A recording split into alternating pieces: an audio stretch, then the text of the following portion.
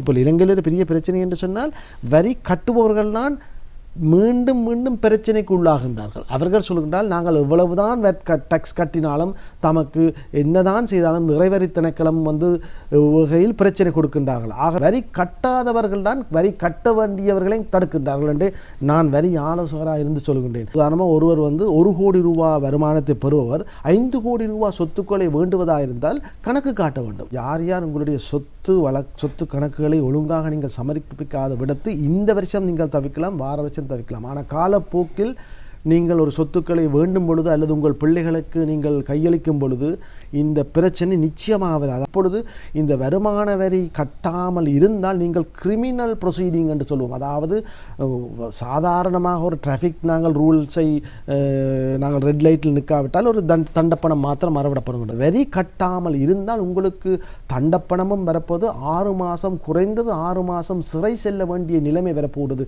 இந்த வெட் குறிப்பாக மறைமுக வரி வெட் எஸ்எஸ்சிஎல் போன்ற வரிகளை கட்டாமல் இருந்தால் நீங்கள் பெனல்ட்டியும் கட்ட வேண்டும், இன்ட்ரெஸ்டும் கட்ட வேண்டும், அதற்குரிய டேக்ஸும் கட்ட வேண்டும். அது மாத்திரமல்லால் நீங்கள் சிறையும் செல்ல வேண்டும். ஆகவே இந்த சட்டம் மிகவும் டைட். அதாவது அமெரிக்காவில் சொல்லுவார்கள் கொலை செய்துகிட்டு கூட தப்பலாமாம், ஆனால் வரி கட்டாமல் செய்ய முடியாது. அர்ஜென்டினா மரடோனாவை எல்லாருக்கும் தெரியும். அவர் கூட பிரபல கால்பந்தாட்டு வீரர், அவர் கூட வரி கட்டாமல் சிறை சென்றுள்ளார். எமது வரி வருமானம் ஜிடிபி என்று சொல்லுவோம். அதாவது மொத்த உள்நாட்டு உற்பத்திக்கு ஒவ்வொரு நாட்டுக்கும் ஒரு உதாரணம் இருக்கின்றது. இந்த பெர்சன்டேஜ் கட்டாயமாக வருமான வரியையோ மறைமுக வரியோ நேரடி வருமான வரியையோ கட்டாயம் அடைய வேண்டிய ஒரு நோம்ஸ் இருக்குது, ஸ்டாண்டர்ட் இருக்குது. அதை நாம் இலங்கை அரசாங்கம் தவறிவிட்டது. ஏனென்றால் பல வரி சலுகைகளை கடந்த கால அரசாங்கங்கள் கொடுத்து எமது வரி வருமானத்தை மிகவும் குறைவடைந்தனால் நாங்கள் கடனை பெற வேண்டிய பாரிய கடன் சுமையை பெற்று, அதாவது நீங்கள் டின் நம்பரை பெற்றிருந்தால் நீங்கள் ஒருத்தருமே பயப்பட வேண்டாம். நேர்கள் அனைவருமே நீங்கள் கட்டாயம் வரி கட்ட வேண்டும் என்று இல்லை. 18 வயதுக்கு மேற்பட்டவர்கள் கட்டாயமாக அந்த டின் நம்பரை பெற்றிருக்க வேண்டும். எங்கெங்கெல்லாம் அந்த ட்ரிகரிங் பாயிண்ட் என்று சொல்லுவோம். அதாவது ட்ரிகரிங் பாயிண்ட் என்று சொன்னால் எங்கெல்லாம் அந்த இன்ஃபர்மேஷன் போகின்றதோ அந்த இடங்களுக்கெல்லாம் கட்டாயமாக்கியுள்ளார்கள் இந்த டின்னை. வருமான வரி கோப்பு என்று சொன்னால் முந்தி மாதிரி இல்லை. வருமான வரி கோப்பை சமர்ப்பிக்கும் பொழுது ஒருவருடைய சொத்து பொறுப்புகளையும் கட்டாயம் தரவிறக்கம் செய்ய வேண்டும். அதாவது பொது தேவையை அனுபவிக்க போகின்றார்கள், கட்டாயமாக பெற வேண்டிய சந்தர்ப்பம். உதாரணமாக நாங்கள் சொன்னால் இலங்கை போக்குவரத்து சபையாக இருக்கலாம், அரசாங்க ஹாஸ்பிட்டலாக இருக்கலாம், அரச பாடசாலைகளாக இருக்கலாம். இதை நோக்கிய ஒரு படையெடுப்பு நீங்கள் இருந்து பாருங்கள். வருங்காலத்தில் எல்லோரும் அரசாங்கத்தினுடைய சேவையை நாங்கள் நாட வேண்டிய நிலைக்கு தள்ளப்படுவோம். ஏனென்று சொன்னால் தனி நபராக செய்ய முடியாது. தனி நபராக செய்கின்ற நபர்கள் கூட தங்களுடைய தொழிலை செய்ய முடியாத நிலைமைக்கு தள்ளப்படுகின்றார்கள். ஆகவே வெள்ளிக்கிழமை வடக்கு நினைத்த நிகழ்ச்சியோடு இந்த வழி நாங்கள் இணைந்திருக்கின்றோம். ஏற்கனவே நாங்கள் நினைவுபடுத்தியது போல இந்த நேர்காணல் பகுதி மிக மிக முக்கியமான ஒரு பகுதியாக, காலத்துக்கு ஏற்ற வகையில் பொருத்தமான ஒரு பகுதியாக அமைய காத்திருக்கின்றது. இப்பொழுது அதிகமாக மக்கள் மத்தியில், அதாவது அரசு ஊழியர்கள் மத்தியில் பேசப்படுகின்ற ஒரு விடயம்தான் டின் இலக்கம், வரி இலக்கம் தொடர்பாக அதிகமாக பேசுகின்றோம். இது கட்டாயமாக்கப்பட்டிருப்பதன் காரணமாக. அதே போல் வேட் தொடர்பாக நாங்கள் பேசுகின்றோம். அது மாத்திரமல்ல, எரிபொருள் விலை அதிகரிப்பு தொடர்பாகவும் அதிகமாக பேசப்படுகின்றது. இதில் அரசியல் குளிர்காய்கின்ற சந்தர்ப்பத்தையும் நாங்கள் காணக்கூடியதாக இருக்கின்றது. எது எப்படியாக இருந்தாலும் கூட சர்வதேச அரங்கிலை பார்க்கின்ற பொழுது, சர்வதேச அளவில் பார்க்கின்ற பொழுது அங்கு ஏற்படுகின்ற பொருளாதார வளர்ச்சி அல்லது பொருளாதார தாக்கம் எம்மையும் நேரடியாக தாக்கக்கூடிய ஒரு வாய்ப்பு இருப்பதை நாங்கள் காணக்கூடியதாக இருக்கின்றது. சார், இது தொடர்பாக இந்த துறையில் நீண்ட அனுபவம் கொண்ட ஒருவரை நாங்கள் இன்றைய தினம் கழகத்துக்கு அழைத்து வந்திருக்கின்றோம். உங்களுக்கு நன்கு பரிச்சயமானவர். ஆகவே அந்த துறை சார்ந்த நிபுணரிடம் நாங்கள் கேட்டறிந்து கொள்வது காலத்துக்கு ஏற்ற வகையில் பொருத்தமானதாக இருக்கும். ஆகவே இந்த நிகழ்ச்சியை பார்த்து கொண்டிருக்கின்ற எல்லா நேயர்களுக்கும், எல்லா மக்களுக்கும் பொருத்தமான விடயங்களை, மிக மிக மிக முக்கியமான விடயங்களை நாங்கள் இன்றைய வெள்ளிக்கிழமை வணக்கம் நினைத்த நிகழ்ச்சியின் விசேட நேர்காணல் பகுதியினூடாக வழங்குவதற்கு நாங்கள் தயாராக இருக்கின்றோம். இந்த வேளை நம்மோடு இணைந்து கொள்கின்றார் ஏஜி சர்மா பட்டய கணக்காளர்கள் நிர்வாக இயக்குனரும் அத்தோடு வரி மற்றும் முகாமைத்துவ ஆலோசகராக பணிபுரிகின்ற பட்டய கணக்காளர் சார்ட்டர்ட் அக்கவுண்டன்ட் திருவாளர் AGS சுவாமிநாதன் சர்மா அவர்கள் இந்த வழியில் நம்மோடு இணைந்திருக்கின்றார். பணிபண்போடு நாங்கள் கலைத்துக்கு அப்புறம் வரவேற்கின்றோம். வணக்கம். வணக்கம். உங்களுக்கு நேர்கள் அனைவருக்கும் இனிய காலை வணக்கங்கள். அதாவது நாங்கள் பார்த்தோம், கடந்த வருடம் இலங்கை திருநாட்டினுடைய கௌரவ ஜனாதிபதி அவர்கள் தன்னுடைய வருமான வரி கோப்பினை ஆன்லைனூடாக சமர்ப்பித்திருந்தார். ஆமாம். தனக்கு எந்த அளவுக்கு வருமானம் இருக்கிறது, எந்த சொத்து இருக்கிறது, எந்த அளவுக்கு வருமானம் இருக்கின்றது என்பதை நாட்டினுடைய முதற் பிரஜை அவர்கள் வழங்கியிருந்தார்கள். அதைத் தொடர்ந்து கௌரவ பிரதமர் அம்மணியும் வழங்கியிருந்தார்கள். ஆகவே அந்த விடத்தை கொஞ்சம் தொட்டு விட்டு நாங்கள் சொல்வோம். ஏன் அவர்கள் அப்படியாக தன்னுடைய வருமானத்தை பகிரங்கப்படுத்த வேண்டும்? எதற்காக? நல்ல ஒரு கேள்வி. ஏனென்று சொன்னால் அரசன் எவ்வளியோ அதே போன்றுதான் குடிமகனும் என்று சொல்வார்கள். ஆகவே அந்த இலக்கணத்துக்கு அது தமிழர் தொன்று தொட்டு சொல்லுகின்ற வசனம் தான் அரசர் எவ்வளியோ குடிமகன் அவள். அதை உணர்ந்து கொண்டு எமது நாட்டு ஜனாதிபதி அவர்களும் இந்த தனது வருமான வரி கோப்பை, அதாவது இன்கம் டேக்ஸ் ரிட்டர்னை முதலாக, அதாவது 2024-25 கடந்த ஆண்டுடைய வருமான வரி கோப்பினை முதலாக சமர்ப்பிக்க வேண்டிய டெட்லைன் 30/9/2025 இருந்தது என்றாலும் முதல் தரவிறக்கம் செய்ததாக அவர் தன்னை இனங்காட்டியுள்ளார். ஏனென்று சொன்னால் இந்த அரசாங்கம் பொறுப்பேற்கும் முதல் சொன்னார்கள் சட்டம் ஒழுங்கு மிக முக்கியமாக பின்பற்றப்பட போகின்றது. அதற்கு முக்கியத்துவம் கொடுப்பது முகமாக ஜனாதிபதி அவர்களே அந்த வருமான வரி கோப்பை சமர்ப்பித்திருந்தால் அதில் மிகவும் முக்கியம் என்று சொன்னால் வருமான வரி கோப்பு என்று சொன்னால் முந்தி மாதிரி இல்லை. வருமான வரி கோப்பை சமர்ப்பிக்கும் பொழுது ஒருவருடைய சொத்து பொறுப்புகளையும் கட்டாயம் தரவிறக்கம் செய்ய வேண்டும், அதாவது சமர்ப்பிக்க வேண்டும். அந்த வகையில் அரசாங்கம் ஜனாதிபதி மற்றும் பிரதம மந்திரி அவர்கள் முன்னுதாரணமாக, முழு நாட்டுக்குமே முன்னுதாரணமாக தனது வருமானத்தினையும் அதே நேரம் தமது சொத்து பொறுப்புகளையும் சமர்ப்பித்திருந்ததன் மூலமாக ஒரு முன்னுதாரணமாக இருந்தார் நாங்கள். ஆகவே அதன் மூலமாக நாங்களும் பயப்படாமல் சமர்ப்பிக்கலாம், மற்றவர்களும் இதை செய்ய வேண்டும் என்ற ஒரு பொறுப்புணர்வை மக்களுக்கு தெரிவித்தது தான் நான் கருதுகின்றேன்.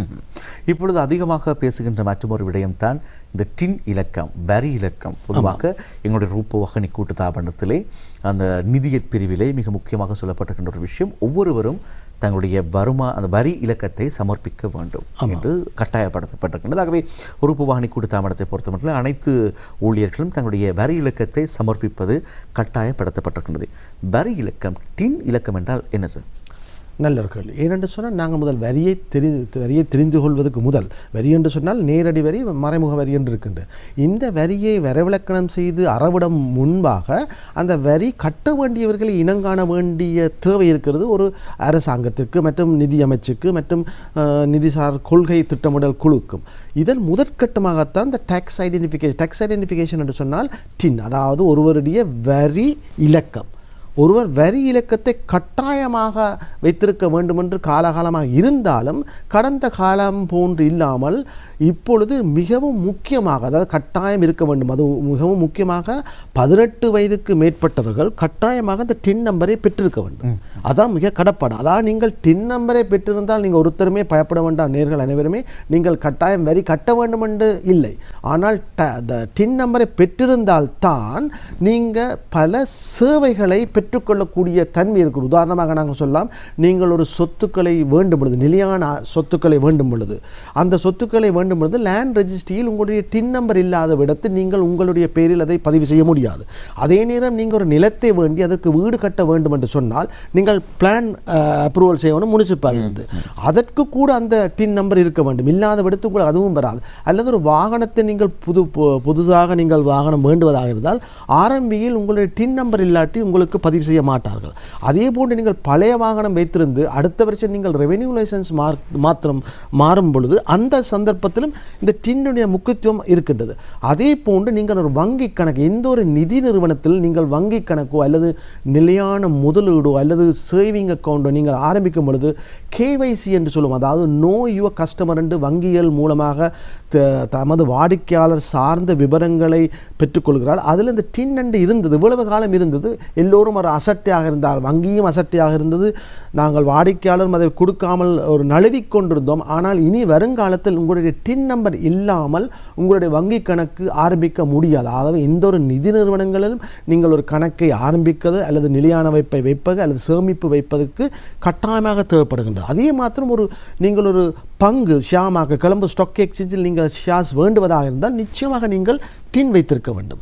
ஆகவே அதுவும் மாத்திரமல்லாது நீங்கள் தனியாக பிரைவேட் லிமிடெட் கம்பெனி என்று சொன்னால் நீங்கள் இப்பொழுது அதனுடைய ஷேர்ஸை நீங்கள் ஷேர் ஹோல்டராக வந்து கம்பெனியை ஃபார்ம் பண்ணும் பொழுது கூட இப்பொழுது ரெஜிஸ்ட்ரார் ஆஃப் கம்பெனியில் இந்த டின் நம்பர் கட்டாயமாக்கப்பட்டது. ஆகவே அரசாங்கம் தமது கொள்கை திட்டமிடல் மூலமாக, அதாவது எங்கெங்கெல்லாம் அந்த ட்ரிகரிங் பாயிண்ட் என்று சொல்லுவோம், அதாவது ட்ரிகரிங் பாயிண்ட் என்று சொன்னால் எங்கெல்லாம் அந்த இன்ஃபர்மேஷன் போகின்றதோ அந்த இடங்களுக்கெல்லாம் கட்டாயமாக்கியுள்ளார்கள் இந்த டின்னை. ஆகவே இனி மக்கள் விரும்பியோ விரும்பாமலோ நீங்கள் கேட்டது போல இந்த டின் நம்பரை கட்டாயம் வைத்திருக்க வேண்டும்.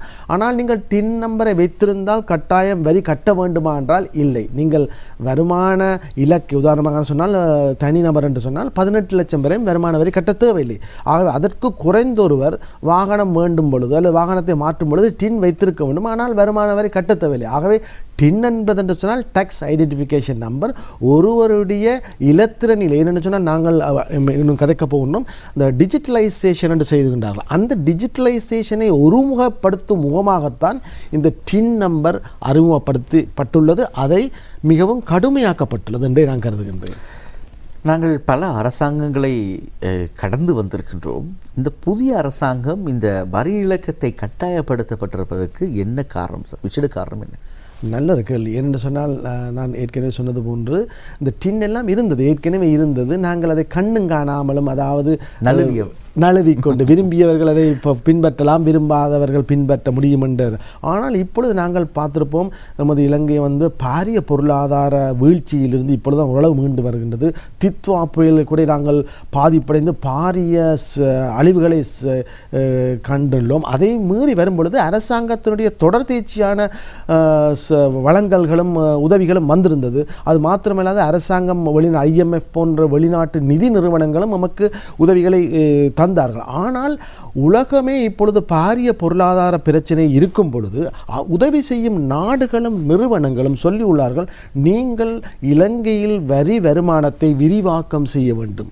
விரிவாக்கம் செய்யாவிடத்து தாங்கள் உதவியை செய்ய முடியாது, அவ்வாறு செய்தாலும் முன்பு போன்று உதவிகளை செய்ய முடியாது என்று சொல்லிவிட்டார். ஆகவே அரசாங்கம் நீங்கள் கேட்டது போன்று இந்த அரசாங்கம் அதை துல்லியமாக இனங்கண்டு எமது வரி வருமானம் GDP என்று சொல்லுவோம், அதாவது மொத்த உள்நாட்டு உற்பத்திக்கு ஒவ்வொரு நாட்டுக்கும் ஒரு உதாரணம் இருக்கின்றது. இந்த பெர்சன்டேஜ் கட்டாயமாக வருமான வரியையோ மறைமுக வரியோ நேரடி வருமான வரியையோ கட்டாயம் அடைய வேண்டிய ஒரு நோம்ஸ் இருக்குது, ஸ்டாண்டர்ட் இருக்குது. அதை நாம் இலங்கை அரசாங்கம் தவறிவிட்டது. ஏனென்றால் பல வரி சலுகைகளை கடந்த கால அரசாங்கங்கள் கொடுத்து எமது வரி வருமானத்தை மிகவும் குறைவடைந்தனால் நாங்கள் கடனை பெற வேண்டிய பாரிய கடன் சுமையை பெற்று அதே மாத்திரமில்லாத கடனை திருப்ப முடியாமலும் அதே நேரத்தில் நாங்கள் வட்டியை கூட திருப்ப முடியாத ஒரு பாரிய அந்நிய செலாவணி பிரச்சனையை முகங்கொடுத்துள்ளோம். ஆகவே இதை இந்த அரசாங்கம் மிகவும் தெளிவாக மக்களுக்கு அறிய தந்து, அதாவது நீங்கள் கட்ட வேண்டிய வரியை, அதாவது நேரடி வரியாக இருக்கலாம் அல்லது மறைமுக வரி என்று சொன்னால் வட்டையும் SSCL போன்ற மறைமுக வரியை கட்டாயம் கட்ட வேண்டும் என்று சொல்லியுள்ளார்கள். அது மாத்திரமில்லாத சுங்க திணைக்களம் இப்பொழுது மிகவும் துல்லியமாக டிஜிட்டலைசேஷன் ஆக்கப்பட்டுள்ளது. சுங்க திணைக்களமும் இப்பொழுது அரசாங்கத்தினுடைய இலக்குகளை இலகுவாக கடந்து சென்றது. நாங்கள் பார்த்திருப்போம், முந்த நாள் கூட சுங்க திணைக்களம் இந்த மே மாதத்தான் இலக்கை இந்த 15ஆம் தேதி இந்த 15 நாளிலே அந்த இலக்கை அடைந்துள்ளார். அது எவ்வாறு சாத்தியம் என்று சொன்னால் இந்த டிஜிட்டலைசேஷன் என்றால் இந்த டின்னை அறிமுகப்படுத்தியதன் மூலமாக இதை முக்கியத்துவம் கொடுத்துள்ளது. இதன் மூலமாக அரசாங்கம் வெளிநாட்டு கடனை பெற வேண்டிய அவசியமில்லை. அதே நேரம் உள்நாட்டு மக்களிடமிருந்து வரி அறவிடுவதன் மூலமாக நாங்கள் பார்த்திருப்போம், முந்த நாள் ஜனாதிபதி சொல்லியிருந்தால் ரம்புக்கணையிலிருந்து மற்ற இந்த ஹைவேயை எக்ஸ்டென்ஷன் செய்வதற்காக பாராளுமன்றம் கூட அதற்கு அங்கீகாரம் அளித்துள்ளது.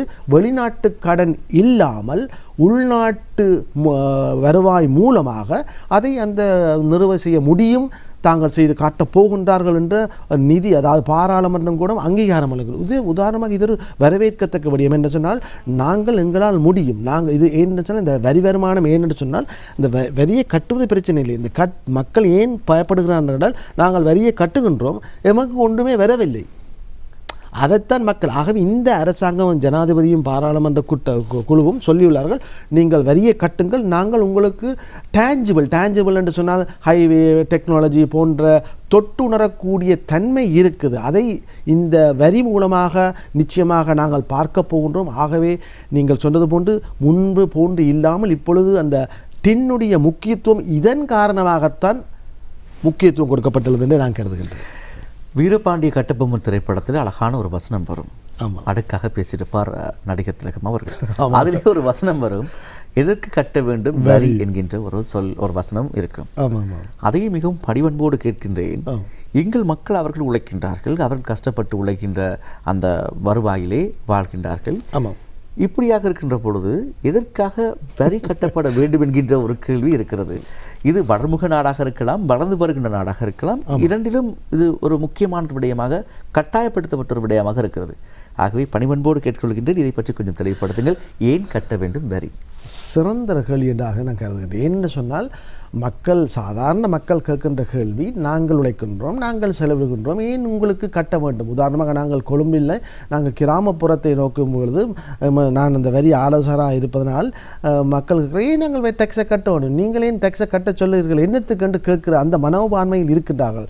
அது நாங்கள் வடிவாக எமது வரி ஆலோசகராகவும் மறு குடிமகனாகவும் வருங்கால சந்ததியினரை நாங்கள் ஒழுங்காக நாங்கள் கைட் பண்ண வேண்டும் என்று சொன்னால் நாங்கள் இந்த வரியை நீங்கள் சொன்ன இந்த கேள்விக்கு பதிலை சொல்வதன் மூலமாக தெளிவுபடுத்தலாம் என்று நான் கருதுகிறேன். ஏனென்று சொன்னால் நாம் அரசாங்கம் வந்து லாபத்தை நோக்கி இயங்குவது அல்ல, மக்களை அதாவது வேல்யூ ஃபார் மணி என்று சொல்லுவோம், அதாவது சேவை நோக்கம். நாங்கள் தனியார் வியாபாரமாகவோ அல்லது தனி நபருடைய கொள்கை எவ்வாறு இருக்கும் என்றால் லாபமாகவும் தனி நபருடைய பேர் புகழ் அந்தஸ்து உயர்த்துவதற்காக நோக்கமாக இருக்கும். ஆனால் அரசாங்கத்தை பொறுத்தளவில் மக்களுடைய சேவை, அதாவது மக்கள் சேவை மகேஸ்வரன் சேவை என்றது போன்று மக்களுடைய உணவு உடை உறையில் போன்ற சேவைகளை தங்கு தடையின்றி நல்ல ஒரு குவாலிட்டியாக சிறந்த தரத்தில் வழங்க வேண்டும். உதாரணமாக ஏனென்று சொன்னால் நாங்கள் பார்த்திருப்போம், அரசாங்க பாடசாலைகள், அரசாங்க வைத்தியசாலைகள், அரசாங்க போக்குவரத்து போன்றவற்றை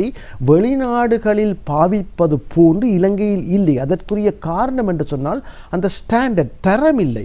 உதாரணமாக நாங்கள் எடுத்து சொன்னால் ஒரு பைபாஸ் ஆப்ரேஷன் என்று சொன்னால் அரசாங்க ஆஸ்பத்திரிக்கு போவது குறைவு, கொஞ்சம் பணம் உள்ளவர் உடனடியாக அவர்கள் எங்கே போகின்றார்கள்? பிரைவேட் ஹாஸ்பிட்டலுக்கு. ஆனால் சிங்கப்பூர், அமெரிக்கா, ஆஸ்திரேலியா போன்ற நாடுகளில் எடுத்தால் அங்கே பிரைவேட்டில் விட கவர்மெண்ட் ஹாஸ்பிட்டல் மிகவும் தரம் வாய்ந்ததாக இருக்கின்றது. அதுக்கு காரணம் என்று சொன்னால் அந்த வரி வருமானத்தின் மூலமாக அதாவது வரியை கொண்டு சிறந்த அரசாங்க சேவைகளை வழங்குகின்றார்கள்.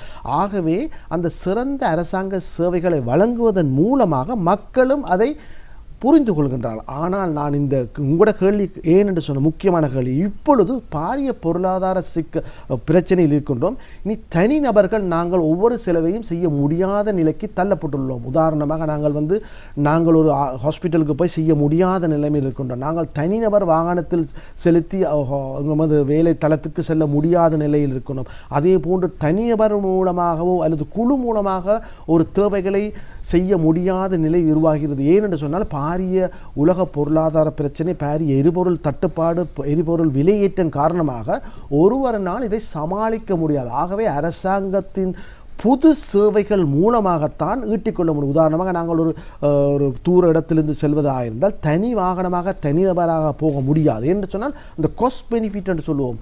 அதன் விட நாங்கள் ஒரு பொது சேவைகளை பெறுவதன் வாயிலாக நாங்கள் இந்த தேவைகளை பெறும். ஆகவே மக்களுடைய இப்பொழுது தேவை பொது தேவையை நோக்கி செல்லுகின்றது. ஆகவே மக்கள் இப்பொழுது அந்த பொது தேவையை அனுபவிக்க போகின்றார்கள், கட்டாயமாக பெற வேண்டிய சந்தர்ப்பம். உதாரணமாக நாங்கள் சொன்னால் இலங்கை போக்குவரத்து சபையாக இருக்கலாம், அல்லது இலங்கையினுடைய பிரைவேட் இல்லாமல் இலங்கையினுடைய அரசாங்க ஹாஸ்பிட்டலாக இருக்கலாம், அரச பாடசாலைகளாக இருக்கலாம். இதை நோக்கிய ஒரு படையெடுப்பு நீங்கள் இருந்து பாருங்கள். வருங்காலத்தில் எல்லோரும் அரசாங்கத்தினுடைய சேவையை நாங்கள் நாட வேண்டிய நிலைக்கு தள்ளப்படுவோம். ஏனென்று சொன்னால் தனி நபராக செய்ய முடியாது, தனி நபராக செய்கின்ற நபர்கள் கூட தங்களுடைய தொழிலை செய்ய முடியாத நிலைமைக்கு தள்ளப்படுகின்றனர். ஆகவே அரசாங்கத்தின் மூலமாகத்தான் இந்த தேவைகளை வழங்க முடியும் என்ற தன்மை இருக்கின்றது.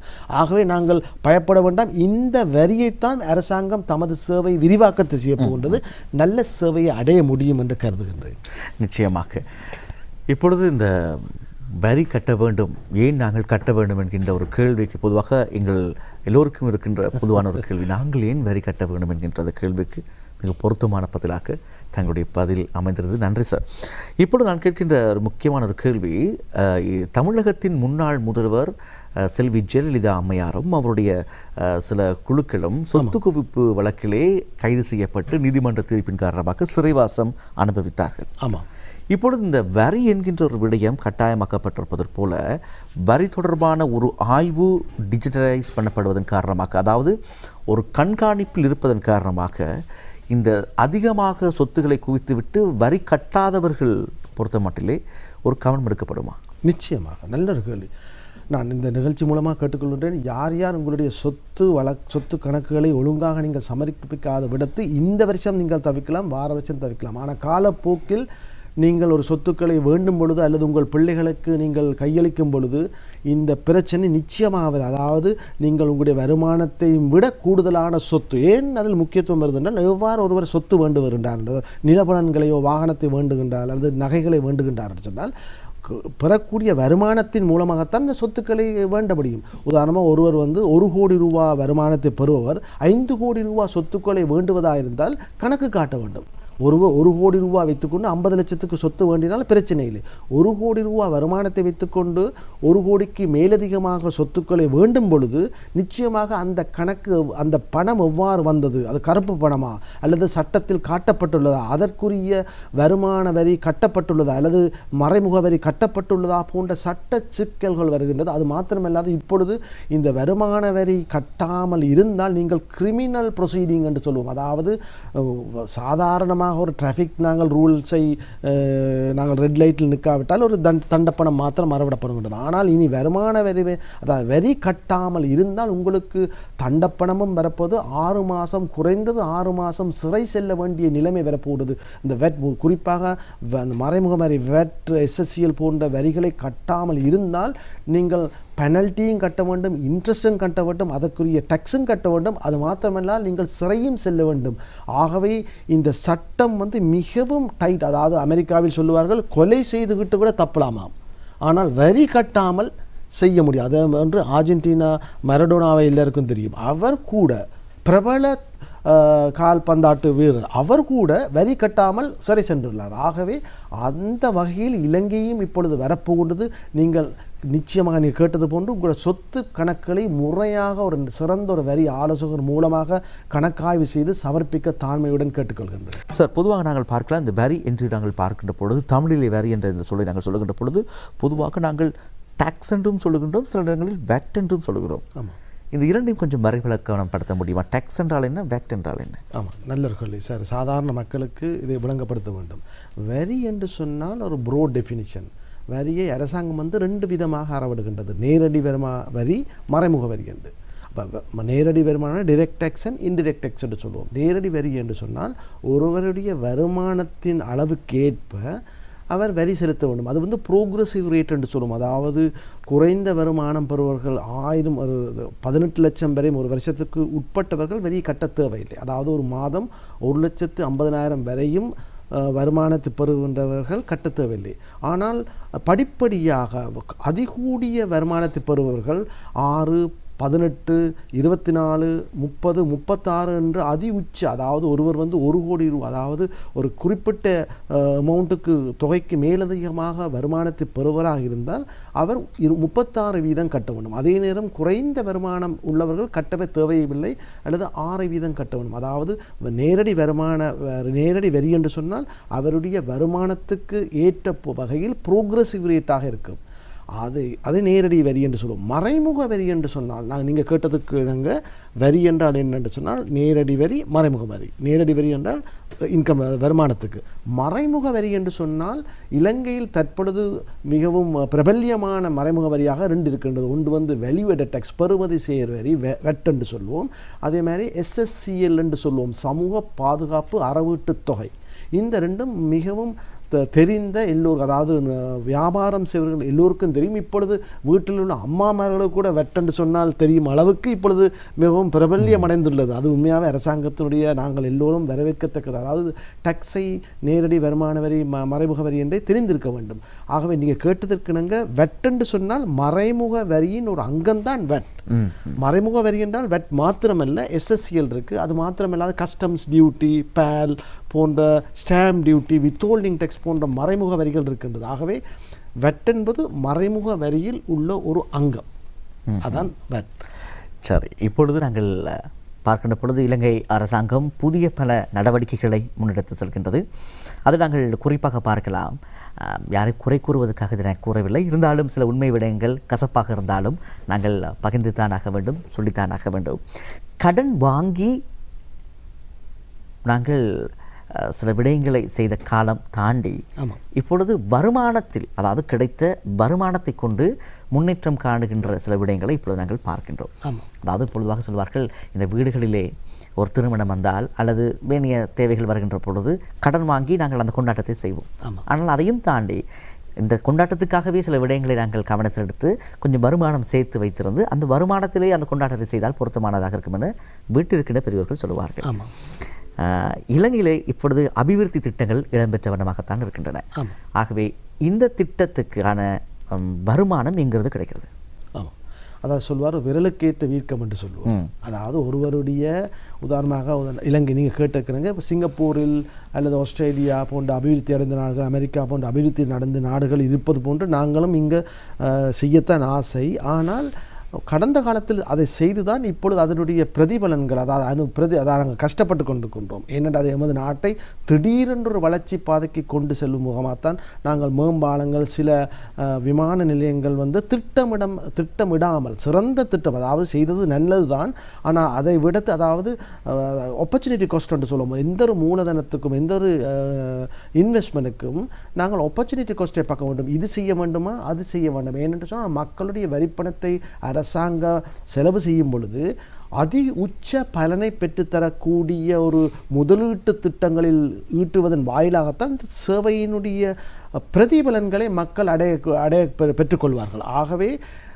நிச்சயமாக இப்பொழுது இந்த அரசாங்கம் மிகவும் துல்லியமாக இருக்கின்றது. நாங்கள் எந்த ஒரு பாரிய திட்டமிடல் செயற்பாடுகளை, உதாரணமாக இன்ஃப்ராஸ்ட்ரக்சர் என்று சொல்லுவோம். உதாரணமாக இன்ஃப்ராஸ்ட்ரக்சர் ஏன் முக்கியம் என்று சொன்னால், ஒரு நாட்டுடைய நிறுவனங்கள், அதாவது நிதி, அதாவது ஒரு வியாபாரத்துக்கு மிகவும் முக்கிய தேவையானது இன்ஃப்ராஸ்ட்ரக்சர். இன்ஃப்ராஸ்ட்ரக்சர் என்று சொன்னால் போக்குவரத்து, தொடர்பாடல், கம்யூனிகேஷன் போன்றவை குறிப்பாக சிறந்த முறையில் இருக்க வேண்டும். அந்த தேவைகளை அரசாங்கம் ஒரு கொள்கையாக இருக்கின்றது. கடனை பெறாமல் இருப்பதை வைத்துக்கொண்டு நாங்கள் வளர்ச்சி அடைய வேண்டும். அவ்வாறு செய்ய வேண்டும் என்று சொன்னால் நாம் ஈட்டுகின்ற வருமானத்தின் மூலமாக பெற வேண்டும். அந்த வருமானத்தை எவ்வாறு நாங்கள் உச்சமடைய முடியும் என்று சொன்னால் அரசாங்க அனாவசிய செலவுகளை குறைக்க வேண்டும். நாங்கள் இப்போது கண்கூடாக பார்த்திருப்போம், எந்த ஒரு அரசாங்க நிகழ்வுகளும் ஆடம்பர நிகழ்வுகளாகவே இருப்பதில்லை. உதாரணம் வரவேற்கத்தக்கது. ஏனென்று சொன்னால் நமது ஜனாதிபதியோ பிரதம மந்திரி போன்ற முக்கியமானவர்கள் செல்லுகின்ற வாகன தொடரணியை பார்க்கலாம், அதே போன்ற ஒரு நிகழ்ச்சியை பார்க்கலாம். Very simple. நாங்கள் எவ்வாறு எமது வீட்டில் செய்வது போன்று ஜனாதிபதியும் செய்கின்றார். ஜனாதிபதி பார்த்தால் உண்மையாகவே ஒரு டெனிம் ட்ரௌசரும் டிஷர்ட்டும் அடிச்சுக்கொண்டு எங்களை போன்று போகின்றார். உண்மையாகவே பெருமைப்பட வேண்டும். ஏனென்று சொன்னால் அல்லாத விடத்தொரு நாங்கள் மற்ற அமெரிக்கன் ஜனாதிபதி ட்ரம்ப் செய்கின்றார் போன்று நாங்களும் வெளிக்கிட்டால் நமக்கு நீங்கள் சொன்னது போன்று நாங்கள் அதாவது எமது விரலுக்கு ஏற்ற, அதாவது வருமானத்துக்கு கூடிய செலவுகளை செய்ய போகணும். ஆகவே இதை அரசாங்கம் அதாவது போலியான ஒரு விளம்பரம் தேடாமல், எமது நாட்டில் உண்மையான இலங்கை நாடு ஒரு உண்மையான சிறந்த வளம் நிறைந்த நாடு. எமது நாட்டில் என்னதான் இல்லை, சிறந்த நீர் இருக்குது, சிறந்த இயற்கை சூழ்நிலை இருக்குது, சிறந்த மக்கள். ஏன்னு சொன்னால் எமது மக்கள் தான் எமது மூலதனம். அது மாத்திரமில்லாது இந்த எமது கல்வி தகமை மிகவும் உச்ச நிலையில் இருக்கின்றது. ஆகவே எமது நாட்டில் சாஃப்ட் ஸ்கில்லும் இருக்கின்றது, ஹார்ட் திங்ஸும் இருக்குது. ஆகவே இதை நாங்கள் உணர்ந்து கொண்டு நாம் நிச்சயமாக அதன் மூலமாக வளர்ச்சி அடைவோமானால், இந்தியா ஒரு 30 வருஷத்துக்கு முதல் இதைத்தான் தமது வளர்ச்சி பாதையாக எடுத்தது. அதைத்தான் நாம் இப்பொழுதுகின்றோம். நாங்கள் இந்த பாதையை தொடர்ச்சியாக, அதுதான் முக்கியம் என்று சொன்னால் அரசாங்கத்திடம் மாத்திரம் நாங்கள் இதை எதிர்பார்க்க முடியாது. நாங்கள் மக்கள் அனைவரும், வரி செலுத்துவராக இருக்கலாம், வரி செலுத்தாதவர்களாக இருக்கலாம், சாதாரண மக்கள், கிராமத்திலிருந்து நகரத்துள்ள அனைவரும் தங்களால் முடிந்ததை மாத்திரம்தான் செய்ய வேண்டும். மற்றவர்கள் செய்கின்றார்கள் என்றதுக்கு இணங்க செய்யாமல் இருந்தாலே ஒரு சிறு துளி பெருவளம் என்று சொன்னால், நாங்கள் ஒவ்வொரு நாளும் ₹1 சேமித்தால், இலங்கையில் உள்ள அனைவரும் ₹1 சேமித்தால் முழு நாடுமே சேமிப்பை நோக்கி வரும். அந்த சேமிப்பு தான் மூலதனமாக வரும். அந்த மூலதனமாகத்தான் வருங்காலத்தில் வருமானத்தை பெற்றக்கூடிய தன்மையை பெற முடியும் என்று நான் கருதுகின்றேன். ஒரு சில வருடங்களுக்கு முன்பாக நம் நாட்டிலே பொருளாதார நெருக்கடி ஏற்பட்டு மிகப்பெரிய மக்கள் புரட்சி ஏற்பட்டது. ஆமாம், ஆட்சி மாற்றப்பட்டது, தலைமைத்துவம் மாற்றப்பட்டது. பின்னாட்களிலே புதிய அரசாங்கம் உருவாக்கப்பட்டது. இந்த பொருளாதார நெருக்கடி காரணமாக அந்நிய செலாவணி இல்லை, டொலர் கையிருப்பில்லை என்கின்ற செய்தியை அதிகமாக கேள்விப்பட்டோம். இப்பொழுது புதிய அரசாங்கம் கிட்டத்தட்ட 1.5 வருடங்கள் கடந்த நிலையிலே இலங்கையினுடைய பொருளாதார நிலை இப்பொழுது எப்படி இருக்கிறது? டாலர் எந்த அளவுக்கு இருக்கிறது? உண்மையில் இந்த அரசாங்கம் போகின்ற இந்த பாதை, இந்த முயற்சி, பொருளாதாரம் நோக்கிய இந்த பயணம் எப்படி இருப்பதாக நீங்கள் பார்க்கின்றீர்கள்? ஆமாம், கடந்த இந்த ஜனாதிபதி பாரமேற்கும் பொழுது கடந்த ஜனாதிபதி ரணில் விக்ரமசிங்கே மிகவும் தெளிவாக கூறினால் தான் ஒரு ஒரு கண்ணாடி பேழையை ஜனாதிபதி கொடுப்பதாக. என்று சொன்னால் வெரி சென்சிட்டிவ், அதாவது பிறந்த குழந்தையை எவ்வாறு ஒரு டாக்டர் பெற்றோரிடம் கொடுப்பது போன்று தான் இந்த நாட்டை கொடுத்தார். உண்மையாகவே நாம் போற்ற வேண்டியது இந்த ஜனாதிபதி அதை மிகவும் துல்லியமாக அந்த பொறுப்பை உணர்ந்து செயற்படுகின்றார். ஏன் சொன்னால் இந்த நாட்டில் என்னென்ன அந்த ஜனாதிபதி தான் நிதியமைச்சராக இருக்கின்றார். அவர் தான் பாதுகாடு, அதாவது பட்ஜெட்டை சமர்ப்பிக்கின்றார். இந்த 2 வருஷம் சமர்ப்பித்த பட்ஜெட்டை பார்க்கும் பொழுது அரசாங்கம் தமது கொள்கைகளில் மிகவும் திடமாக இருக்கின்றது. தான் என்ன செய்ய போகின்றோம், என்ன செய்ய முடியும், என்ன செய்ய முடியாது என்ற தன்மையே இருக்கின்றார்கள். அது மாத்திரமல்லாது கொள்கை பிரடங்களும் மேடையில் ஒரு கொள்கையாகவும் மக்கள் எழுச்சி நடக்கின்ற நேரத்தில் ஒரு கொள்கையாகவும் இல்லாமல் கொள்கைகளை மிகவும் துல்லியமாக முன்கூட்டியே அறவிடுகின்றார்கள். அதான் அதை போற்ற வேண்டும் என்று சொன்னால் இந்த வெட்டை நாங்கள் கட்டாயமாக கதைக்க வேண்டும் இந்த காணொலி என்று சொன்னால் அரசாங்கம் நிதியமைச்சர் என்ற முறையில் ஜனாதிபதியும் இறைவரை திணைக்களமும் இந்த வெட்டில் பாரிய மாற்றங்களை கொண்டு வருகின்றது. அந்த முந்தி போன்று இல்லாமல் உடனடியாக வரும் வகையில் இல்லாமல் இந்த வெட் மாற்றங்கள் 1 ஜூலையிலிருந்து தான் வரப்போகின்றது. ஆகவே மிகவும் ஒரு திட்டமிட்ட முறையில் கொள்கைகளை மக்களுக்கு தெரியப்படுத்துகின்றார்கள். அந்த கொள்கைகளை ஏதாவது பிழையாக இருந்தால் கூட அதை சரிநிகர்படுத்துகின்றார்கள். அது மிகவும் போற்றத்தக்கது. அதாவது அரசாங்கம் ஜனாதிபதி தான் என்று இல்லாமல் ஏதாவது ஒரு பிழை, உதாரணமாக நாங்கள் பார்த்துருப்போம், அந்த QR கோடில் ஒரு முதல் சிக்கல் வந்தது. அந்த சிக்கலை கூட நிவர்த்தி செய்தார்கள். பிறகு சொன்னார்கள் ஆட் நம்பர் ஈவன் நம்பர். ஏன் ஆட் நம்பர் ஈவன் என்ற முறையை கொண்டது கூட எல்லா இடத்துல நாங்கள் என்ன செய்வோம் என்று சொன்னால் எல்லோரும் போய் இந்த கியூவில் நின்று இருக்கிற பெட்ரோலையும் வேணாக்கி விடுவோம். ஆகவே மிகவும் அதாவது அந்த கொள்கை, அதாவது சொல்வது இம்ப்ளிமெண்டேஷன் ஆஃப் பாலிசி, அதை ரெக்டிஃபிகேஷன் என்று சொல்லுவோம். அதாவது கொள்கைகளை பிரகடப்படுத்தி விட்டு அந்த கொள்கைகள் மூலமாக ஏதாவது சிக்கல்கள் வந்தால், நடைமுறை சிக்கல்கள் வந்தால் அதை சரிநிகர்படுத்த வேண்டும். அந்த முறையில் இந்த முறையில் செய்வதனால் நிச்சயமாக இந்த அரசாங்கம் போகின்ற போக்கு மிகவும் மிகவும் பயனுள்ளதாக, நான் ஒரு இண்டிபெண்டாக, அதாவது சுயாதீனமாக பார்க்கும் பொழுது நாம் இதை கொஞ்சம் பாவக்காய் சாப்பிடுவது போன்று வாய்க்கு கஷ்டமாக இருந்தால் உடம்புக்கு நல்லா இருக்கும். அதே போல் இந்த கொள்கைகளை மக்கள் கொஞ்சம் உணர்ந்து இதன்படி செயற்படுவோமானால் சிறந்ததொரு இலங்கை எதிர்காலம் இருக்கின்றது. ஏன்னு சொன்னால் அது மாத்திரமல்லாது எங்களுக்கு வேறு ஆப்ஷனும் இல்லை. நாங்கள் கூட சொல்லலாம், இந்த கொள்கைகளை நாங்கள் பின்பற்றாவிடத்து மாற்றுக் கொள்கைகள் என்னென்ற கேள்வி இருக்கின்றது. மாற்றுக் கொள்கை இருந்தால் சொல்லுங்கள், அதை கூட பின்பற்ற முடியும் என்று சொல்கிறார். ஆகவே மாற்றுக் கொள்கை இல்லை, நாங்கள் இப்பொழுது செல்லுகின்ற பாதை நான் அதாவது சப்போர்ட்டிவாக சொல்லவில்லை, ஒரு சரியாகத்தான் செல்லுகின்றது. நாங்கள் வெட்டை பற்றி கதைப்போம். அந்த அமல்படுத்தல் முறை கூட இந்த அரசாங்கத்துடைய கொள்கையினுடைய நிதானத்தன்மையை வெளிக்காட்டுகின்றது என்றே நான் கருதுகின்றேன்.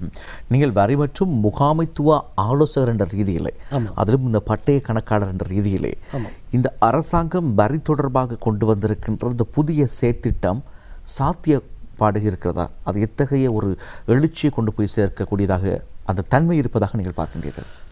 நல்ல ஒரு கேள்வி. என்று சொன்னால் இந்த வரியில் ஒரு மாற்றங்கள் என்று சொல்லுகிறேன். என்று சொன்னால் வரியில் வெட் பெர்சன்டேஜ் என்று சொன்னால் 18% தான் இருக்கிறது. அந்த வரி பெர்சன்டேஜில் மாற்றம் இல்லை, மக்கள் தெரிந்திருக்க வேண்டும். ஆனால் அந்த வரியினுடைய த்ரெஷ்ஹோல்டுன்றது, வெட்டினுடைய த்ரெஷ்ஹோல்டு இருக்குது. இவ்வளவு காலமும் 60 மில்லியன் வரையும் ஒரு வருஷத்துக்கு புரள்வு இருந்தால், டேர்ன் ஓவர் இருந்தால், அல்லது வருமானம் இருந்தால், அதாவது சேவை இருந்தால் அவர்கள் வெட் கட்ட வேண்டிய வெட் நெட்டுக்குள் வருவார்கள். வெட் நம்பரை எடுத்து வெட்டை சமர்ப்பிக்க வேண்டும், வெட் கோப்புகளை. ஆனால் அந்த 60 மில்லியன் என்ற த்ரெஷ்ஹோல்டை 1 ஜூலையிலிருந்து 36 மில்லியனாக குறைக்கின்றார்கள். 36 மில்லியன் என்று சொன்னால் ஒரு குவார்ட்டர் என்று சொன்னால் 3 மாதத்துக்கு 9 மில்லியனாகவும், ஒரு மாதத்துக்கு நாங்கள் கணக்கு பார்த்தால் 3 மில்லியனாகவும், ஒரு நாளைக்கு 1 லட்சத்துக்கு மேலதிகமாக யார் யார் வியாபாரம் செய்கின்றார்களோ அல்லது சேவைகளை வழங்குகின்றார்களோ அவர்கள் அந்த வெட் வரிக்குள் வரப்போகின்றார்கள். நீங்கள் கேட்டதுக்கு நாங்கள் வெட் என்பது சிறிய பெர்சன்டேஜில் 18% வரி. அதைத்தான் மக்கள் மூலமாக நீங்கள் கேட்கின்றீர்கள் நான் கருதுகின்றேன். உண்மையாகவே ஒரு கடினமான முடிவு தான் அரசாங்கம் எடுத்திருக்கின்றது. ஏனென்று சொன்னால் 60 மில்லியனை கொண்டு போய் 36 மில்லியனாக குறைத்தால் ஒரு மாதத்துக்கு 3 மில்லியனாகவும் ஒரு நாளைக்கு 10 லட்சம் என்று சொன்னால் வெத்திரை வியாபாரம் செய்பவர்கள் கூட இப்பொழுது வெட்டுக்குள் வரப்போகின்றார்கள். முடியுமா இல்லையான்ற ஒரு கேள்விக்குறி இருக்கின்றது மக்கள் மத்தியில். பாரிய ஒரு எதிர்ப்பு இருக்கின்றது. ஆனால் நாம் உணர வேண்டும், வெட் என்பது ஒருவர் ஒரு வியாபாரம் செய்பவர்கள் தனது வெட்டை அல்டிமேட் கஸ்டமர், அதாவது எண்ட் கஸ்டமரிடம் போய் சேர்க்க வேண்டும். அதுதான் இந்த வெட்டில் ஒரு பார்சல் பாஸ். நாங்கள் ஒரு பார்சல் பாஸ் கேமில் பார்த்துருப்போம். அந்த பார்சலில் வந்தால் மற்றவர்களுக்கும் நகர்த்தி விட வேண்டும். அதுதான் இந்த வெட்டும். இந்த வெட்டை நீங்கள் கட்ட வேண்டிய வெட்டை அடுத்தவருக்கு நீங்கள் நகர்த்தி விட்டு வேல்யூ அடிஷன் என்றால் பெறுமதி சேர் வரி, வேல்யூ அடட் டாக்ஸ். நீங்கள் என்ன பெருமானம் சேர்க்கின்றீர்களோ அதுக்குத்தான் 18% கட்டப்போகின்றீர்கள்.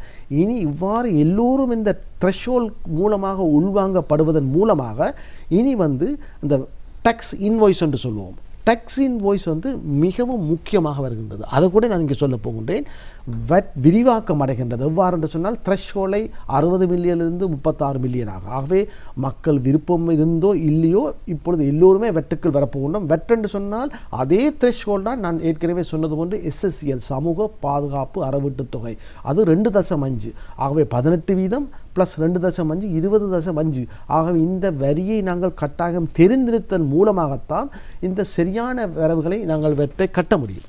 அது மாத்திரமில்லாமல் நாங்கள் என்ன செய்ய வேண்டும் என்று சொன்னால் இந்த டேக்ஸ் இன்வாய்ஸ் என்ற முக்கியத்துவத்தை 1 ஜூலையிலிருந்து, அதுவும் 1 ஜூலையில் இருந்து தான் அறிமுகப்படுத்த போகின்றது. ஒரு இலங்கை முழுவதுமாக ஒரே வகையான டேக்ஸ் இன்வாய்ஸ் வருகின்றது. ஏனென்று சொன்னால் இவ்வளவு காலமும் அவரவர்களுடைய தேவைக்கேற்ற முறையில் நாங்கள் இந்த டேக்ஸ் இன்வாய்ஸை செய்வதன் அதன் மூலமாக பாரிய ஒரு மோசடி இடம்பெற்று வருகின்றது. உதாரணமாக நாங்கள் வெட் இன்புட் டேக்ஸ் என்று சொல்லுவோம். அதை கிளைம் பண்ண போவதன் மூலமாக நாங்கள் ஒரு இல்லாத டேக்ஸ் இன்வாய்ஸையும் கொண்டு கட்ட வேண்டிய வரியை கழித்து விட்டு கட்டிக்கொண்டு காணக்கூடியதாக இருந்த அரசாங்கம் நினைத்ததன் காரணமாக இந்த டேக்ஸ் இன்வாய்ஸினுடைய ஃபார்மட்டை இப்படித்தான் கட்டாயம் பின்பற்ற வேண்டும் என்ற ஒரு வரைவிலத்துக்கு அந்த கெசட் கூட வந்துவிட்டது. இதுதான் அதனுடைய ஃபார்மட், இதைத்தான் நீங்கள் பின்பற்ற வேண்டும் என்ற முறையில் இப்பொழுது டேக்ஸ் இன்வாய்ஸும் வந்துள்ளது. ஆகவே வெட் வரி விரிவாக்கம் அடைக்கப்பட்டுள்ளது, SSCL விரிவாக்கப்பட்டுள்ளது, அந்த வெட் டேக்ஸ் இன்வாய்ஸ் கூட இப்பொழுது ஒருமுகப்படுத்தப்பட்டுள்ளது, ஒழுங்குபடுத்தப்பட்டுள்ளது. ஆகவே இதை கையில் வைத்திருந்தால் நான் நினைக்கிறேன் ஒரு 2-3 வருஷத்துக்கு பிறகு எல்லோருமே எவ்வாறு வருமான வரி கட்டுகின்றோமோ, எல்லோருமே எவ்வாறு எலக்ட்ரிசிட்டி பில் கட்டுகின்றோம், நாங்கள் எலக்ட்ரிசிட்டி பில் நாங்கள் கட்டுகின்றோம், யாருமே குறை சொல்வதில்லை. அதே போன்று இந்த வெட்டும் SSCலும் வரப்போகின்றது. ஏன்னு சொன்னால் நாங்கள் கட்ட வேண்டிய வெட்டை நாங்கள் கழித்துத்தான் கட்ட போகின்றோம். ஆகவே நாங்கள் ஒரு வியாபாரம் செய்பவர்கள், உதாரணமாக நாங்கள் ஒரு சில்லறை வியாபாரம் செய்பவர்கள் மொத்த வியாபாரியிடமிருந்து வேண்டும் பொழுது டேக்ஸ் இன்வாய்ஸை பெற்றுக்கொள்ள வேண்டும். ஆகவே இந்த சில்லறை வியாபாரி வெட் கட்ட வேண்டிய சந்தர்ப்பத்தில் என்ன செய்ய வேண்டும் என்று சொன்னால் மொத்த வியாபாரிக்கு கட்டிய வெட்டை கழித்து விட்டு கட்ட வேண்டும். அந்த கழித்து விட்டு கட்ட வேண்டிய சந்தர்ப்பத்தில் என்ன செய்ய வேண்டும் என்று சொன்னால் இந்த டேக்ஸ் இன்வாய்ஸை முறையாக பின்பற்ற வேண்டும். இந்த அரசாங்கம் ஒரு டஃப் டிசிஷன் எடுத்துள்ளது. ஏனென்று சொன்னால் எல்லோரையும் இந்த டேக்ஸ் வெட் நெட்டுக்குள் கொண்டு வருகின்றார்கள். அவ்வாறு கொண்டு வந்தால்தான் உண்மையாக யார் கட்ட வேணும் யார் கட்ட வேணாம் என்று இனங்காண முடியும். அதன் மூலமாக எல்லோரும் அந்த டேக்ஸ் நெட்டுக்குள் வந்த பிறகு நிச்சயமாக அரசாங்கம் இந்த 18% நிச்சயமாக குறைப்பாங்க. நான் நினைக்கிறேன் ஒரு சிங்கிள் டிஜிட்டுக்குள் கொண்டு வரக்கூடிய சாத்தியக்கூறு இருக்கின்றது. அது கூட யாருடைய கையில் இருக்குன்னு சொன்னால் வரி செலுத்துவோருடைய கையில் தான். இதை நாங்கள் பாசிட்டிவாக எடுத்து நாங்கள் அதாவது ஒரு குடிகாரம் தான் குடியை பழக்குவது போன்று வரி கட்டாதவர்கள் தான் வரி கட்ட வேண்டியவர்களையும் தடுக்கின்றார்கள் என்று நான் வரி ஆலோசகராக இருந்து சொல்கின்றேன். வரி கட்ட மக்கள் ரெடியாக இருக்கின்றால் அந்த வரி செலுத்தாதவர்கள் கேட்கின்றார்கள், நீங்கள் ஏன் கட்டுகின்றீர்கள், அநியாயம் தானே. அந்த கொள்கை அந்த மனோபான்மை மாற வேண்டும். இனி எல்லோருமே நாங்கள் எவ்வாறு ஒரு எலக்ட்ரிசிட்டி பில்லை கட்டுகின்றோமோ அதே போன்று இந்த நேரடி வருமான வரியையும் மறைமுக வரியையும் கட்டுவதன் மூலமாக எல்லோரும் வரி கட்டமைப்புக்குள் வந்துவிட்டால் அரசாங்கமும் அந்த டேக்ஸ் கட்டுபவர்களுடைய நெட் கூடுதலாக இருந்தால் அந்த பெருமான பெர்சன்டேஜை குறைப்பார்கள். அந்த வகையில் தான் அது உதாரணமாக சொன்னால் ஊர் ஒன்று சேர்ந்து ஒரு தேரை இழுப்பது போன்று நாம் அனைவரும் வரியை கட்டுவதன் மூலமாகத்தான் அரசாங்கத்தினுடைய சுமையை குறைக்க முடியும். அதே நேரம் எல்லோரும் வருவதன் மூலமாகத்தான் ஏற்கனவே வரி கட்டுபவர்களுடைய சுமையும் குறைக்க முடியும். இப்போ இலங்கையில் பெரிய பிரச்சனை என்று சொன்னால் வரி கட்டுபவர்கள் தான் மீண்டும் மீண்டும் பிரச்சனைக்கு உள்ளாகின்றார்கள். அவர்கள் சொல்கின்றால் நாங்கள் எவ்வளவுதான் டேக்ஸ் கட்டினாலும் தமக்கு என்னதான் செய்தாலும் நிறைவேறி திணைக்களம் வகையில் பிரச்சனை கொடுக்கின்றார்கள். ஆகவே இந்த பிரச்சனை இல்லாமல் போக வேண்டிய ஒரே முறை என்னென்னு சொன்னால் எல்லோரும் ஏதோ ஒரு வகையில் ஒரு வரியை கட்ட முடியும் என்று சொன்னால் அரசாங்கத்தினுடைய வரி வருமானம் கூடும், அதன் மூலமாக ஓவரால் டேக்ஸ் பாலிசியை குறைக்க முடியும் என்று நான் இதன் நேர்காணல் மூலம் சொல்கின்றேன். இப்பொழுது நாங்கள் பார்க்கலாம், சர்வதேச அளவிலே பேசுகின்ற ஒரு விடயம்தான் எரிபொருள் சிக்கனம். ஆமாம், பாரத தேசத்தினுடைய தலைவர் நரேந்திர மோடி அவர்கள் கூட தன்னுடைய பாதுகாப்பு வாகனங்களை மிக மிக குறைத்திருக்கின்றார். ஆமாம், இந்த எரிபொருள் சேமிப்புக்காக. அங்கே இருக்கின்ற ஒரு நீதிபதி ஆமாம் ஆமாம் சைக்கிளிலே தான் மிதித்தபடி செல்கின்றார் நீதிமன்றத்துக்கு. காரணம் இந்த எரிபொருள் சேமிப்புக்காக. இலங்கையில் மற்றொரு கருத்து இருக்கின்றது. இந்த அரசாங்கத்தில் இப்பொழுது இந்த பெட்ரோல் விலை, டீசல் விலை கூடிக்கொண்டு தானே இருக்கிறது என்கின்ற ஒரு கேள்வியும் பொதுவாக இருக்கத்தான் செய்கின்றது. மக்களும் இப்பொழுது சஞ்சலப்படுகின்றார்கள். கௌரவ ஜனாதிபதி அவர்கள் நுவரெலியாவிலே ஜனாதிபதி மாவட்ட செயலகத்தில் ஆற்றியிருந்த உரையின் பொழுது சொல்லியிருந்தார், இன்னும் இந்த எரிபொருளுடைய விலை அதிகரிக்கக்கூடிய சாத்தியக்கூறு இருப்பதாகவும் கூறியிருக்கின்றார். ஆகவே இன்னும் இந்த எரிபொருளுடைய விலை கூடுவதற்கான வாய்ப்பு இருக்கிறதா, அல்லது இந்த சர்வதேச அரங்கிலே இடம்பெறுகின்ற இந்த பொருளாதார நெருக்கடி நம்மையும் நேரடியாக தாக்கக்கூடிய வாய்ப்பு இருக்கிறதா? பயந்து கொள்ளுங்கள் சார். நிச்சயமாக இந்த நேர்காணல் மூலமாக நாட்டு மக்கள் அனைவரையும் நான் கேட்டுக்கொள்கின்றேன். நீங்கள் எதிர்பார்க்கின்ற தாக்கத்தை விட பாரியொரு தாக்கத்தை எல்லோரும் உணரப்போகின்றோம். ஏனென்று சொன்னால் இந்தியா அதை முதல் சொல்லியுள்ளது. அதே போன்று சிங்கப்பூர் பிரதம மந்திரி கூட இதை உலக மக்களுக்கு தெரியப்படுத்தியுள்ளார். எவ்வாறு ஒரு கோவிட் சூழ்நிலையில் நாம் பின்பு மீண்டும் வரும்பொழுது எவ்வாறு நாங்கள் ஒரு ஒழுக்கமாகவும் ஒரு வேலை முறைமையை மாற்றியிருந்தோமோ அதே போன்ற முறைமையை இப்பொழுது செல்ஃப் டிசிப்ளினாக நாங்கள் செயற்பட வேண்டும் என்று சொல்லியுள்ளார்கள். அதை நாங்கள் நிச்சயமாக பின்பற்ற வேண்டும். ஏனென்று சொன்னால் இந்தியா போன்ற பெரிய நாடும், சிங்கப்பூர் போன்ற அபிவிருத்தி அடைந்த நாடும், அமெரிக்கா மற்றும் போன்ற பெரிய அபிவிருத்தி அடைந்த நாடுகள் கூட சொல்லும் பொழுது நிச்சயமாக நாங்கள் இதை பின்பற்ற வேண்டும். அதை போன்று இந்தியாவில் நாங்கள் கொள்கை எடுத்தால் இந்திய பிரதம மந்திரி சொல்லியிருக்கார் தங்கத்தை வேண்ட வேண்டாம் என்று.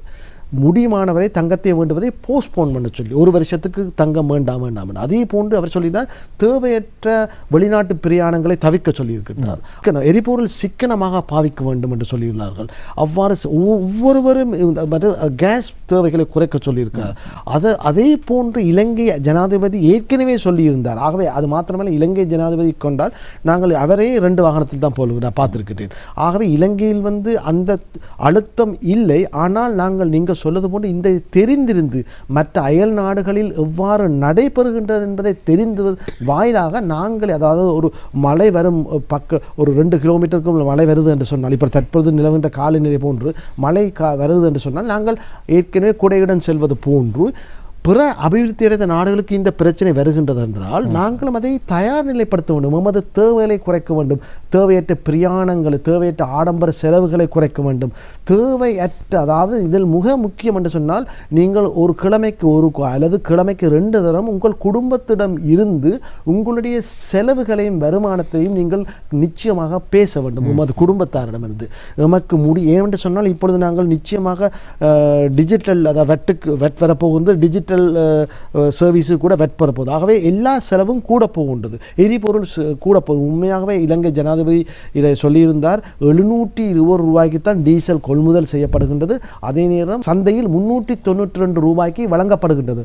ஆகவே இந்த வகையில் பெட்ரோலிய கூட்டு தாபனமும் அரசாங்கமும் தான் இந்த நட்டத்தை பொறுப்பேற்கின்றார்கள். ஆகவே இதற்கு மேலதிகமாக அவர்கள் ஏற்க முடியாது. ஆகவே இந்தியா போன்ற வெளிநாடுகளில் இந்த எரிபொருள் விலை அதிகரிக்கப் போகின்றது. ஆகவே மக்களும் நாங்கள் தெரிய வேண்டும். நாங்களும் எரிபொருளை சிக்கனமாக பாவித்து விட்டால் இந்த எரிபொருள் தாக்கம் இருந்தாலும் நாங்கள் அதை மீண்டு பெற முடியும். அது மாத்திரமல்ல, நான் இந்த நிகழ்ச்சி மூலம் கேட்டுக்கொண்டேன், முடியுமானவரையில் இந்த மின்சாரத்தை நீங்கள் குறைந்த அளவில் பாவிக்க வேண்டும். என்று சொன்னால் நாங்கள் அதாவது நாடு என்ன செய்வதென்ற விட நாங்கள் நாட்டுக்காக என்ன செய்ய வேண்டும் என்ற ஒரு கலாச்சாரத்தை நாம் உருவாக்க வேண்டும். அதன் மூலமாகத்தான் வருங்கால சந்தை, என்று சொன்னால் நாம் இந்த நாட்டை, இந்த உலகத்தை விட்டு செல்லும் பொழுது மக்கள் வருங்கால சந்ததியினர் வாழ போகின்றார். ஆகவே அவர்களுக்கு ஒரு நல்வழிப்படுத்த வேண்டும். அந்த முறையை நாங்கள் எரிபொருளையும் சிக்கனமாக பாவிக்க வேண்டும், மின்சாரத்தையும் சிக்கனமாக பாவிக்க வேண்டும், மட்டுமல்ல நீர் வளங்களையும் சிக்கனமாக பாவிக்க வேண்டும். ஏனென்று சொன்னால் இதுதான் வருங்காலத்தில் மூலதனமாக இருக்க போனது. என்று சொன்னால் அரசாங்கம் கடன் பெறாமல் வரி மூலமாகத்தான் பல செலவுகளை முதலீடுகளை திட்டங்களை செய்கின்றது. ஆகவே அதன் மூலமாக இல்லாத விடுத்து அரசாங்கத்துடைய செலவுகள் இன்ஃப்ராஸ்ட்ரக்சருக்கு போகாமல் அந்த வருஷ செலவுக்கு போயிருந்தால் வளர்ச்சி அடைய முடியாது. ஆகவே நாம் இதை உணர்ந்து மற்ற நாடுகள் எவ்வாறு இதை ஒரு டிசிப்ளினாக செய்கின்றார்களோ அதே மூலம் நாங்களும் இதை செய்வதன் மூலமாக வரி கட்ட வேண்டியவர்கள் கட்டாயம் கட்ட வேண்டும், சிக்கனமாக முடியும் என்றால் சிக்கனம் பேண வேண்டும், தேவையற்ற செலவுகளை தவிர்க்க வேண்டும், போஸ்ட்போன் தவிர்க்க வேண்டும் சொன்னால் செய்ய வேண்டாம் என்று இல்லை. நாங்கள் அறவே ஒர்க் ஃப்ரம் ஹோம் என்றதை அறிமுகப்படுத்த சொல்லியுள்ளார்கள். முடியுமான வரையில் நாங்கள் ஒர்க் ஃப்ரம் ஹோம் அல்லது ஒர்க் ஃப்ரம் எனிவேர் என்ற திட்டம், நாங்கள் இங்கெல்லாம் நாங்கள் பிரயாணத்தையும் அது மாத்திரமில்லாது பப்ளிக் டிரான்ஸ்போர்ட்டை பாவிக்க சொல்லியுள்ளார்கள் மற்ற நாடுகள். பப்ளிக் டிரான்ஸ்போர்ட் என்று சொன்னால் தனியாக ஒருவர் வருவதற்கு தனியாக வாகனம் பாவிக்க வேண்டாம் என்று அதை இதன் நிகழ்ச்சி மூலமாக கேட்டுக்கொள்கின்றோம். என்று சொன்னால் நீங்கள் சொன்னது போன்று இந்தியாவினுடைய ஒரு நீதிபதியே வருகின்றார் என்று சொன்னால் நாங்கள் ஒரு சாதாரண மக்கள் அதை செய்வதன் வாயிலாக எம்மை பார்த்து வருகின்ற சிறுவர்கள் கூட மாறுவார்கள். ஆகவே ஒவ்வொருவரும் தங்களுடைய ஈகோவை விட்டு நாங்களாக செயற்படுவோமானால் நிச்சயமாக ஒரு மாற்றத்தை உருவாக்க முடியும் என்றே நான் கருதுகின்றேன். நிச்சயமாக உங்களுடைய வேலைப்பளவுக்கும் மத்தியிலும் விஷிடமாக மக்களுக்கான குரலாக ஒழிக்கின்ற இந்த வணக்கம் நேற்று நிகழ்ச்சியில் நம்மோடு இணைந்து கொண்டு இந்த வரி இலக்கம் ஏன் பெற வேண்டும், அதே போல் ஏன் நாங்கள் வரி செலுத்த வேண்டும், வரி செலுத்துவதனூடாக நமக்கும் கிடைக்கின்ற நன்மைகள், நாட்டுக்கும் கிடைக்கின்ற நன்மைகள் தொடர்பாக, அதே போல் இலங்கையில் இருக்கின்ற இந்த வரி தொடர்பான சட்டத்திட்டங்கள் தொடர்பாகவும், அதே போல் அரசாங்கத்தினுடைய தற்போதைய நிலை தொடர்பாக, நம்முடைய நாடு கண்டிருக்கின்ற அடைவு தொடர்பாக, அது மாத்திரமன்றி சர்வதேச ரீதியில் ஏற்படவிருக்கின்ற பொருளாதார நிலை தொடர்பாகவும், நாங்கள் இவ்வாறு ஒரு இலங்கை போன்ற வளர்ச்சி அடைந்து வருகின்ற ஒரு நாட்டிலே ஒரு புரட்சியாக இவ்வாறு நடந்து கொள்ள வேண்டும் என்ற விடயங்களையும் மிக மிக மக்களுக்கு ஏற்ற வகையிலே மிகவும் புரிந்து கொள்ளக்கூடிய வகையிலே இலகுவாகவும் மிக தெளிவாகவும் ஆழமாகவும் பகிர்ந்து கொண்டவங்களுக்கு தேசிய அலைவரிசையின் ரீதியாகவும் இலங்கை மக்கள் சார்பாகவும் நன்றிகளை தெரிவித்து விடைபெறுகிறோம். மிக நன்றி சார். நன்றி, வணக்கம். நேர்கள் அனைவருக்கும் இனிய காலை வணக்கம். இன்றைய தினம் இந்த சிறப்பான நேர்காணல் பகுதியில் இந்த வணக்கம் நேற்று நிகழ்ச்சியிலே நம்மோடு இணைந்து கொண்டவர் வரி மற்றும் முகாமைத்துவ ஆலோசகரும் ஏஜி சர்மா நிர்வாக இயக்குநராக பணிபுரிகின்ற பட்டய கணக்காளர் திருவாளர் ஏஜிஎஸ் சுவாமிநாதன் சர்மா அவர்களுக்கு தேசிய கழகத்தின் சார்பாக மீண்டும் நன்றிகளை தெரிவித்து இந்த நேர்காணல் பகுதியை நாங்கள் இந்த அளவோடு நிறைவு செய்கின்றோம். இன்றைய வெள்ளிக்கிழமை வணக்கம் நேற்று நிகழ்ச்சியில் இதுவரை நேரமும் நம்மோடு இணைந்து கொண்ட எங்களுடைய உறவுகள் உங்கள் அனைவருக்குமே உளமார்ந்த நன்றிகள். இன்றைய நிகழ்ச்சிக்கான மேக்கப், செட், கேமரா மற்றும் டெக்னிக்கல் உதவிகள் புரிந்த அனைத்து உத்தியோகஸ்தர்களுக்கும் நன்றிகளை கூறிக்கொண்டு நிகழ்ச்சியின் தயாரிப்பாளர் தனஞ்சன் அவரோடு மீண்டும் அடுத்த வாரம் சந்திப்போம். உங்களிடமிருந்து விடைபெற்று செல்லும் நான் மைக்கேல் மரியஜெயமன். இந்த நாள் உங்கள் அனைவருக்கும் இனிய நாளாக அமையட்டும். தொடர்ச்சியாக நேத்ராவோடு இணைந்து கொள்ளுங்கள். வணக்கம் உறவுகளே.